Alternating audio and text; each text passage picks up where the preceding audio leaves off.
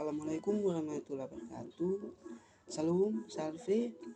Perkenalkan, nama saya Samuel Inena, NIM 232211052, kelas B, semester 4, Prodi Pendidikan Bahasa dan Sastra Indonesia. Kali ini saya akan mencoba untuk menjelaskan salah satu novel. Di sini saya akan menganalisis dengan struktur instruksi, yaitu tema, tokoh, penokohan, alur cerita, gaya bahasa, dan latar. Sebelumnya saya menceritakan sedikit novel ini. Novel yang berjudul Siti Nurbaya, Kasih Tak Sampai. Ada seorang gadis cantik yang bernama Siti Nurbaya yang sedang jatuh cinta kepada seorang pemuda yang bernama Samsul Bahri. Samsul Bahri adalah pemuda yang baik, pemuda yang budi bahasanya baik. Dan Samsul Bahri ini ia memiliki cita-cita yang tinggi. Pada suatu hari, Samsul Bahri ini dia harus berangkat ke luar kota untuk melanjutkan pendidikan, untuk mencapai cita-cita yang dia inginkan. Sementara Siti Nurbaya ia tetap tinggal bersama ayahnya di kampung. Dan ayah dari Siti Nurbaya ia sedang menjalankan bisnis bersama seorang tua kaya yang bernama Datuk Meringgi. Berjalannya waktu, bisnis dari ayah Siti Nurbaya sedang bangkrut. Dan Datuk Meringgi ini, seorang tua kaya ini, dia menyampaikan kepada ayah Siti Nurbaya bahwa ketika ayah memberikan anak perempuannya, gadisnya, untuk dia menikahinya, maka utang-utang yang ada itu anggap saja dilunasi. Ketika dia memberikan anaknya, anggap saja dia menjual anaknya untuk melunasi utang-utangnya. Sementara itu, Siti Nurbaya ia akan menolak apa yang memutuskan oleh ayahnya, karena ia sedang memperjuangkan cintanya bersama Samsul Bahri. Tetapi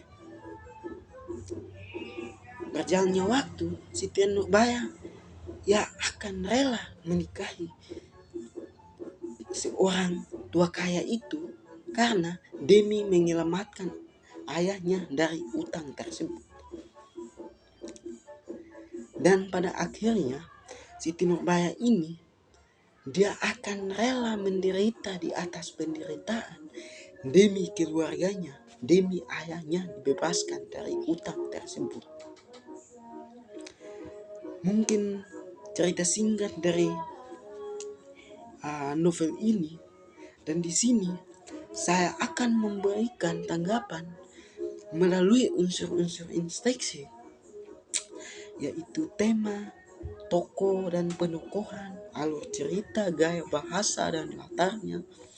Nah, di sini kita mengambil tema di sini yaitu perjuangan dan penindasan sosial. Di situ ia menggambarkan bahwa ada seorang gadis yang ia memperjuangkan cintanya, yaitu Siti Nurbaya memperjuangkan cintanya kepada Samsul Bahri. Tetapi berjalannya waktu ia mendapatkan penindasan besar dari seorang pria tua yang bernama Datuk Meringgi, seorang ayah dari Siti Nurbaya. Ia menjodohkan secara terpaksa anaknya kepada Datuk Meringgi untuk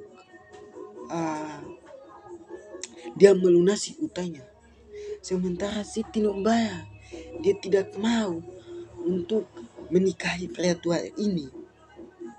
Tetapi berjalannya waktu dia berusaha untuk dia memperjuangkan cintanya, untuk dia ketemu bersama Samsul Bahri.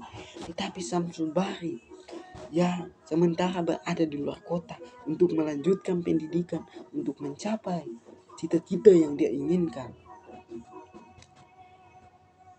Dan pada akhirnya Siti Nurbaya ini dia rela menikahi pria tua ini demi melunasi utangnya.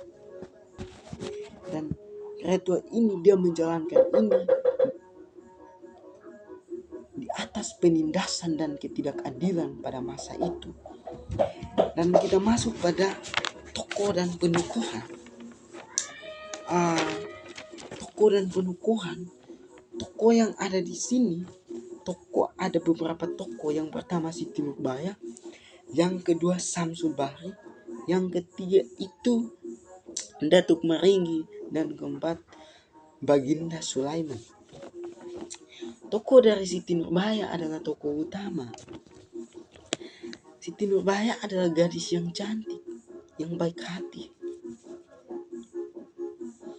dan ia turut atas perintah orang tuanya. Dia selalu peduli kepada keluarganya.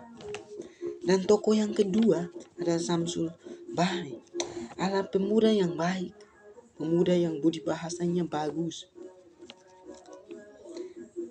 dan ia memiliki cita-cita yang tinggi untuk mencapai cita-citanya. Ia harus pergi berangkat keluar kota, sementara ia meninggalkan kekasihnya yaitu Siti Nurbaya. Tokoh yang ketiga adalah Datuk Maringgil, adalah seorang tua kaya yang memiliki karakter yang jahat. Dia menjalankan bisnis bersama ayah dari Siti Nurbaya yaitu Baginda Sulamin. Tetapi di balik itu dia punya keinginan untuk dia menikahi anak dari Datuk Baginda Sulamin itu, yaitu Siti Nurbaya. Jadi karakter dari Datuk Maringgi adalah seorang yang penindas, seorang yang penindas berat bagi masyarakat pada masa itu.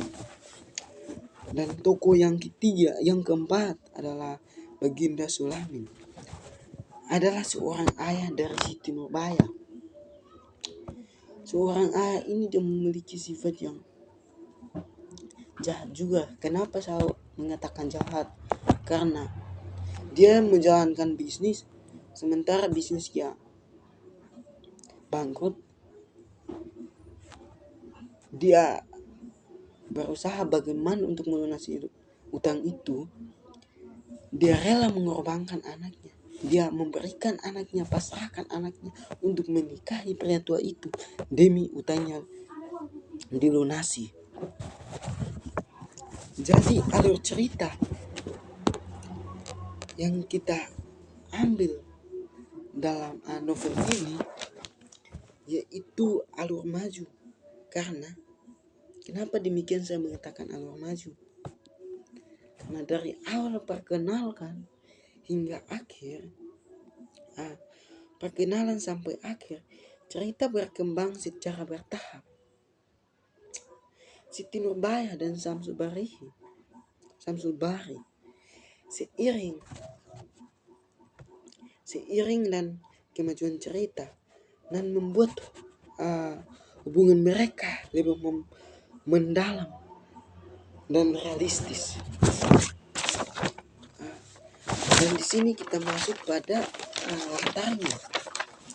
Latar yang kita ambil di sini ada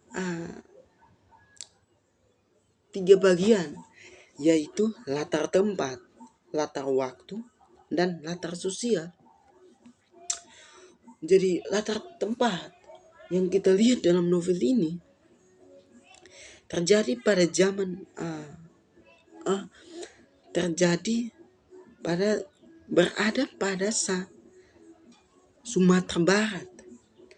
Pada lingkungan adat adalah suku Minangkabau, serta di Jakarta, tempat di mana Samsul baru melanjutkan pendidikan. Kita masuk pada latar waktu.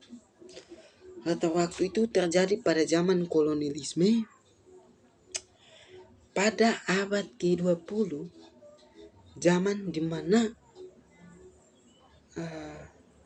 pemberontakan di zaman itu, di masa itu, masa kolonialisme Belanda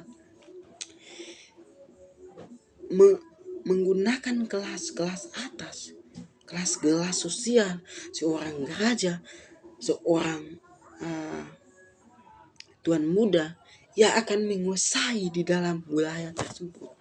Sementara kita yang ada di bawah, kelas bawah, seorang pelayan, kita selalu menindas dari seorang raja atau tuan muda itu. Karena apa? Kita di bawah kepemimpinan raja. Dan perempuan tidak selalu dianggap pada masa itu, pada masa patriarki, masa kolonialisme. Perempuan itu selalu dianggap di belakang. Perempuan itu anggap tidak layak untuk menjadi pemimpin di depan. Itu latar waktu. Kita masuk pada latar sosial. Pada masa itu ada yang dinamakan raja, tuan bangsawan dan pelayan dan bawahan, maka bawahan selalu ditindas oleh bangsawan dan raja. Dan sudut pandang yang kita ambil adalah sudut pandang orang ketiga. Kenapa demikian kita mengambil sudut pandang orang ketiga? Karena bunyi novel itu yang menggambarkan kata ia, dia, mereka, sehingga saya mengatakan sudut pandang itu adalah orang ketiga. Dan gaya bahasa yang ada di dalam novel itu, ada yang saya ambil adalah bahasa Melayu klasik. Karena dari kata-kata yang mereka ungkapkan itu masih menunjukkan bahwa pada zaman kolonialisme Belanda itu mereka masih menggunakan bahasa Melayu. Jadi mungkin dari penafsiran saya terkait novel ini mungkin sekian. Jadi mungkin kurang lebihnya dimaafkan. Ketika kurang, tolong dimaafkan. Dan lebih itu semua karena Sang Pencipta. Mungkin dari saya sekian dan terima kasih. Assalamualaikum warahmatullahi wabarakatuh. Terima kasih.